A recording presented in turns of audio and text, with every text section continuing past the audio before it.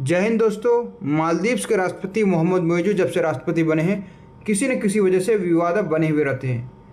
इनको एक ही चीज़ मालूम है कि अगर उनको विवाद बने रहना है तो इंडिया के खिलाफ कुछ न कुछ काम करो और विवाद में आ जाओ। ये इसी वजह से विवाद बने रहते हैं। इस बार जो उनके ऊपर करप्शन का चार्जेस लगा है जिनकी वजह से वे विवाद में बने हुए हैं, जिनके रिगार्डिंग कई आर्टिकल पब्लिश की गई है।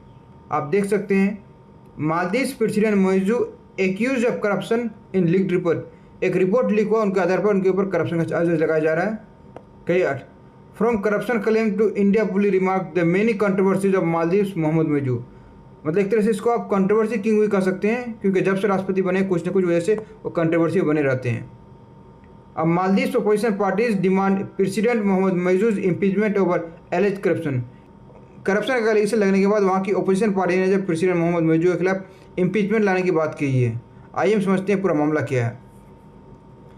ये मोहम्मद मोइजू के खिलाफ ये करप्शन का चार्जेस वहाँ के संडे को जो पार्लियामेंट्री इलेक्शन होने वाला उससे जस्ट पहले लगा। एक तरह से मोहम्मद मोइजू के लिए एक बहुत बड़ा झटका है कि उससे पहले उसके ऊपर करप्शन का चार्जेस लगा है। और एक करप्शन का चार्जेस इनके ऊपर 2018 के आरोप लगा कि 2018 में इन्होंने कई फाइनेंशियल इरेगुलरिटीज़ किया था, जिनकी वजह से इनके ऊपर अपोजिशन पार्टीज ने जो है इनकी जो जांच करने की डिमांड कर रही है और इनकी इम्पीचमेंट लाने की बात कर रही है। इनके ऊपर इम्पीचमेंट ला करके इनको हटाया जाए। वहाँ पे आप समझते हैं, वहाँ पे इलेक्शन दो टाइप का होता है, एक प्रेसिडेंशियल इलेक्शन होता है और एक पार्लियामेंट्री इलेक्शन होता है।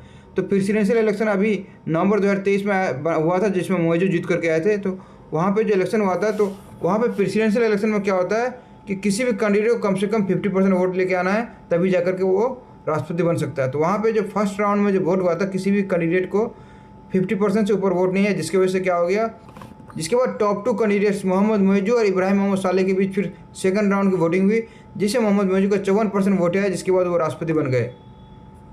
तो आइए अब दूसरा हम समझते हैं वहाँ का पार्लियामेंट्री इलेक्शन क्या था। वहाँ का पार्लियामेंट को मजलिस कहता है, पीपल्स मजलिस।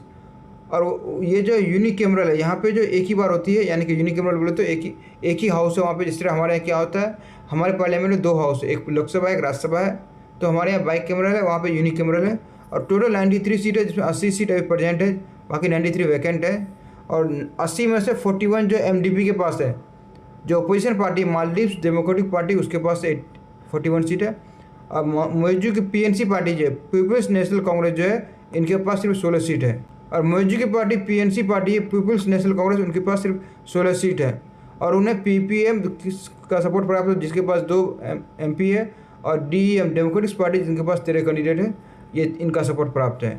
तो ये इलेक्शन जो है इनके लिए बहुत इंपॉर्टेंट इलेक्शन है, क्योंकि ये इलेक्शन डिसाइड करेगा इसका फ्यूचर। क्योंकि अगर इस इलेक्शन में अगर उन्हें कम से कम 50% वोट नहीं आएगा, तो फिर उनको जो आगे जो कांग्रेस में पास मजलिस में कोई बिल वगैरह पास करना हो तो बहुत दिक्कत आ सकती है। अब हम सोचते हैं कंट्रोवर्सी स्टार्ट कैसे हुआ। ये कंट्रोवर्सी स्टार्ट हुआ हसन कुरैशी नाम के एक सोशल मीडिया हैंडल से ये दावा किया गया, जिसमें जो बताया गया कि इन्होंने जो है करप्शन किया। और ये रिपोर्ट जो है फाइनेंशियल इंटेलिजेंस यूनिट से लीक हुआ है। ये फाइनेंशियल इंटेलिजेंस यूनिट जो है मालदीव्स मॉनेटरी अथॉरिटी और मालदीव्स पुलिस सर्विस, ये 2 के अंदर काम करता है। उस वहाँ से ये रिपोर्ट लीक हुआ है। अब ये रिपोर्ट क्या कहता है, अब देखते समझते हैं रिपोर्ट क्या कहता है।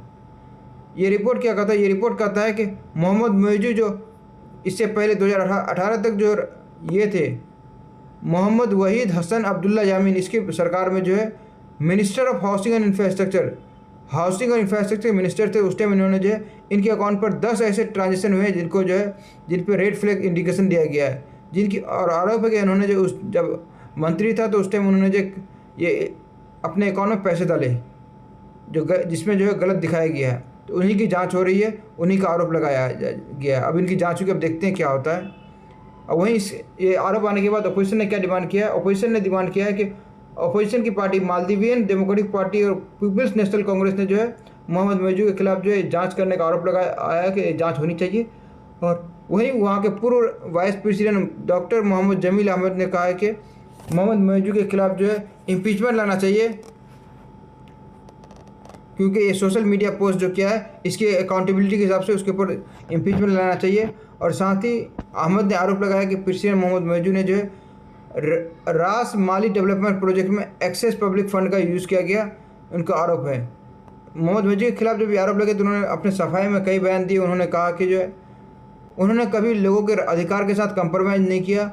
और साथ ही उन्होंने कहा कि ये मैटर नहीं करता हमारे ऊपर कितने भी एलिगेशन लगाए, कोई भी ये शो नहीं कर पाएगा कि मैंने कोई चीज़ गलत किया है, जिस तरह आरोप लगाया जा रहा है। और पिछले 5 साल में विपक्षी सरकार थी, अगर मैंने ऐसा कुछ गलत किया होता तो ये मामला लाइट में आ गया होता।